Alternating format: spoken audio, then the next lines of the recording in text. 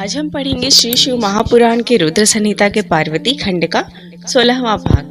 बाकी सारे भाग हमारे चैनल के प्लेलिस्ट में है, आप वहां जाकर सुन सकते हैं। तो शुरू करते हैं। देवताओं का भगवान शिव से पार्वती के साथ विवाह करने का अनुरोध। भगवान का विवाह के दोष बताकर अस्वीकार करना तथा उनके पुनः प्रार्थना करने पर स्वीकार कर लेना। ब्रह्मा जी कहते हैं, नारद, देवताओं ने वहां पहुंचकर भगवान रुद्र को प्रणाम करके उनकी स्तुति की। तब नंदिकेश्वर ने भगवान शिव से उनकी दीन बंधुता एवं भक्त वत्सलता की प्रशंसा करते हुए कहा, प्रभु, देवता और मुनि संकट में पड़कर आपकी शरण में आए हैं। सर्वेश्वर, आप उनका उद्धार करें। दयालु नंदी के इस प्रकार सूचित करने पर भगवान शंभु धीरे धीरे आंखें खोलकर ध्यान से उपरत हुए। समाधि से विरत हो परम ज्ञानी परमात्मा एवं ईश्वर शंभु ने समस्त देवताओं से इस प्रकार कहा। शंभु बोले, श्री विष्णु और ब्रह्मा आदि देवेश्वरों, तुम सब लोग मेरे समीप कैसे आए? तुम अपने आने का जो भी कारण हो वह शीघ्र बताओ। भगवान शंकर का यह वचन सुनकर सब देवता प्रसन्न हो कारण बताने के लिए भगवान विष्णु के मुंह की ओर देखने लगे। तब शिव के महान भक्त और देवताओं के हितकारी श्री विष्णु मेरे बताए हुए देवताओं के महत्तर कार्य को सूचित करने लगे। उन्होंने कहा, शंभु, तारकासुर ने देवताओं को अत्यंत उद्भुत एवं महान कष्ट प्रदान किया है। यही बताने के लिए सब देवता यहाँ आए हैं। भगवान, आपके ओर से पुत्र से ही तारक दैत्य मारा जा सकेगा और किसी प्रकार से नहीं। मेरा यह कथन सर्वथा सत्य है। महादेव, इस प्रकार विचार करके आप कृपा करें। आपको नमस्कार है। स्वामीन, तारकासुर के द्वारा उपस्थित किए गए इस कष्ट से आप देवताओं का उद्धार कीजिए। देव शंभो, आप दाहिने हाथ से गिरिजा का पानी ग्रहण करें।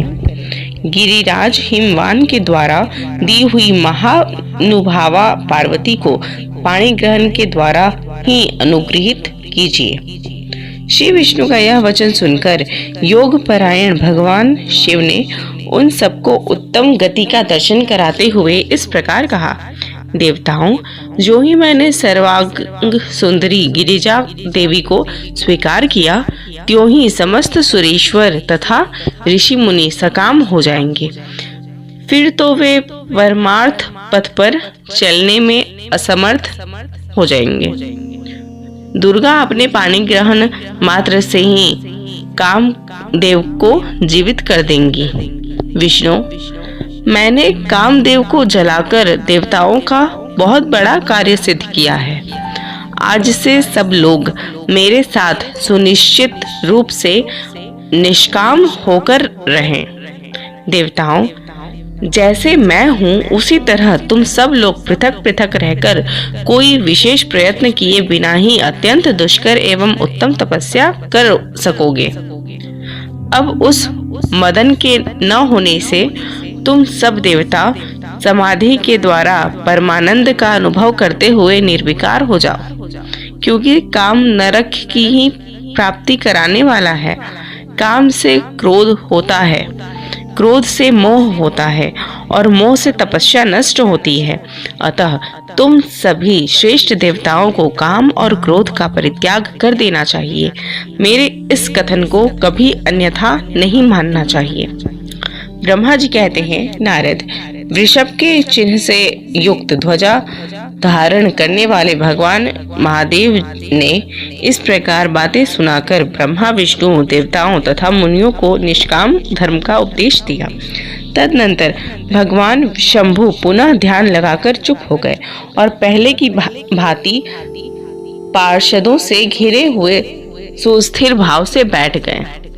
वे अपने मन में ही स्वयं आत्मस्वरूप निरंजन, निराभास, निर्विकार, निरामय, परात्पर, नित्य, ममता रहित, निर्वग्रह, शब्दातीत, निर्गुण, ज्ञान गम्य एवं प्रकृति से पर परमात्मा का चिंतन करने लगे। इस प्रकार परम स्वरूप का चिंतन करते हुए वे ध्यान में स्थित हो गए। बहुत से प्राणियों की सृष्टि करने वाले भगवान शिव ध्यान करते करते ही परमानंद में निमग्न हो गए। श्री हरि एवं इंद्र आदि देवताओं ने जब परमेश्वर शिव को ध्यान मग्न देखा तब उन्होंने नंदी की संपत्ति ली। नंदी ने पुनः दीन भाव से स्तुति करने के लिए कहा। उनकी इस सत्सम्मति के अनुसार देवता स्तुति करने लगे। वे बोले, देवदेव, महादेव, करुणा सागर प्रभु, हम आपकी शरण में आए हैं। आप महान क्लेश से हमारा उद्धार कीजिए। ब्रह्मा जी कहते हैं, नारद, इस प्रकार बहुत दीनतापूर्ण उक्ति से देवताओं ने भगवान शंकर की स्तुति की। इसके बाद वे सब देवता प्रेम से व्याकुल चित्त हो उच्च स्वर से फूट फूट कर रोने लगे। मेरे साथ भगवान श्री हरि उत्तम भक्ति भाव से युक्त हो मन ही मन भगवान शंभु का स्मरण करते हुए अत्यंत दीनतापूर्ण वाणी द्वारा उनसे अपना अभिप्राय निवेदन करने लगे। देवताओं के मेरे तथा श्री हरि के इस प्रकार बहुत स्तुति करने पर भगवान महेश्वर अपनी भक्त वत्सलता के कारण ध्यान से विरत हो गए। उनका मन अत्यंत प्रसन्न था। वे भक्त वत्सल शंकर श्री हरि आदि को करुणा दृष्टि से देखकर उनका हर्ष बढ़ाते हुए बोले, विष्णु, ब्राह्मण तथा इंद्र आदि देवताओं, तुम सब लोग एक साथ यहाँ किस अभिप्राय से आए हो? मेरे सामने सच सच बताओ। श्री हरि ने कहा, महेश्वर, आप सर्वज्ञ हैं, सबके अंतर्यामी ईश्वर हैं। क्या आप हमारे मन की बात नहीं जानते हैं? अवश्य जानते हैं, तथापि आपकी आज्ञा से मैं स्वयं भी कहता हूँ। सुखदायक शंकर, हम सब देवताओं को तारकासुर से अनेक प्रकार का दुख प्राप्त हुआ है, इसलिए देवताओं ने आपको प्रसन्न किया है। आपके लिए ही उन्होंने गिरिराज हिमालय से शिवा की उत्पत्ति कराई है। शिवा के गर्भ से आपके द्वारा जो पुत्र उत्पन्न होगा उसी से तारकासुर की मृत्यु होगी, दूसरे किसी उपाय से नहीं। ब्रह्मा जी ने उस दैत्य को यही वर दिया है। इस कारण दूसरे से उसकी मृत्यु नहीं हो पा रही है। अतएव वह निडर होकर सारे संसार को कष्ट दे रहा है। इधर नारद जी की आज्ञा से पार्वती कठोर तपस्या कर रही हैं। उनके तेज से समस्त चराचर प्राणियों सहित त्रिलोकी आच्छादित हो गई है। इसलिए परमेश्वर, आप शिवा को वर देने के लिए जाइए। स्वामीन, देवताओं का दुख मिटाइए और हमें सुख दीजिए। शंकर, मेरे तथा देवताओं के हृदय में आपके विवाह का उत्सव देखने के लिए बड़ा भारी उत्साह है। अतः आप यथोचित रीति से विवाह कीजिए। परात्पर परमेश्वर, आपने रति को जो वर दिया था उसकी पूर्ति का अवसर आ गया है, अतः अपनी प्रतिज्ञा को शीघ्र सफल कीजिए। ब्रह्मा जी कहते हैं, नारद, ऐसा कह उन्हें प्रणाम करके श्री विष्णु आदि देवताओं और महर्षियों ने नाना प्रकार के स्तोत्रों द्वारा पुनः उनकी स्तुति की। फिर वे सब के सब उनके सामने खड़े हो गए। भक्तों के अधीन रहने वाले भगवान शंकर भी, जो वेद मर्यादा के रक्षक हैं, देवताओं की बात सुन हंसकर बोले, हे हरे, हे विधे और हे देवताओं, तुम सब लोग आदर पूर्वक सुनो। मैं यथोचित विशेषतः विवेकपूर्ण बात कह रहा हूँ। विवाह करना मनुष्यों के लिए उचित कार्य नहीं है, क्योंकि विवाह दृढ़ता पूर्वक बांध रखने वाली एक बहुत बड़ी बेड़ी है। जगत में बहुत से कुसंग हैं, परंतु स्त्री का संग उसमें सबसे बढ़कर है। मनुष्य सारे बंधनों से छुटकारा पा सकता है, परंतु स्त्री प्रसंग रूपी बंधन से वह मुक्त नहीं हो पाता।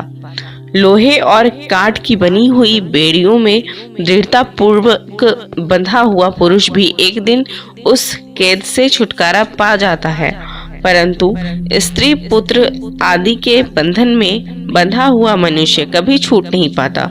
महान बंधन में डालने वाले विषय सदा बढ़ते रहते हैं। जिसका मन विषयों के वशीभूत हो गया है, उसके लिए मोक्ष स्वप्न में भी दुर्लभ है। विद्वान पुरुष यदि सुख चाहता है तो वह विषयों को विधि पूर्वक त्याग दे। विषयों को विष के समान बताया गया है, जिनके द्वारा मनुष्य मारा जाता है। विषय के साथ वार्ता करने मात्र से मनुष्य क्षण भर में पतित हो जाता है। आचार्यों ने विषय को मिश्री मिलाई हुई वारुणी यानी मदिरा कहा है। यद्यपि मैं इस बात को जानता हूँ और यद्यपि विषयों के इन सारे दोषों का मुझे विशेष ज्ञान है, तथापि मैं तुम्हारी प्रार्थना को सफल करूँगा, क्योंकि मैं भक्तों के अधीन रहता हूँ और भक्त वत्सलतावश उचित अनुचित सारे कार्य करता हूँ। इसलिए तीनों लोकों में अयथोचित कर्ता के रूप में मेरी प्रसिद्धि है। भक्तों के लिए मैंने अनेक बार बहुत से प्रयत्न करके कष्ट सहन किया है। गृहपति होकर विश्वानर मुनि का दुख दूर किया है। हरे विधे, अब अधिक कहने की क्या आवश्यकता। मेरी जो प्रतिज्ञा है उसे तुम सब लोग अच्छी तरह जानते हो। मैं यह सत्य कहता हूँ कि जब जब भक्तों पर कहीं विपत्ति आती है, तब तब मैं तत्काल उनके सारे कष्ट हर लेता हूँ। तारकासुर से तुम सब लोगों को जो दुख प्राप्त हुआ है, उसे मैं जानता हूँ और उसका हरण करूँगा। यह भी सत्य सत्य बता रहा हूँ। यद्यपि मेरे मन में विवाह करने की कोई रुचि नहीं है, तथापि मैं पुत्रोत्पादन के लिए गिरिजा के साथ विवाह करूँगा। तुम सब देवता अब निर्भय होकर अपने अपने घर जाओ। मैं तुम्हारा कार्य सिद्ध करूँगा। इस विषय में अब कोई विचार नहीं करना चाहिए। ब्रह्मा जी कहते हैं, नारद, ऐसा कहकर भगवान शंकर मौन हो समाधि में स्थित हो गए और विष्णु आदि सभी देवता अपने अपने धाम को चले गए। तो यहाँ पे हमारा 16वां भाग कंप्लीट होता है। धन्यवाद।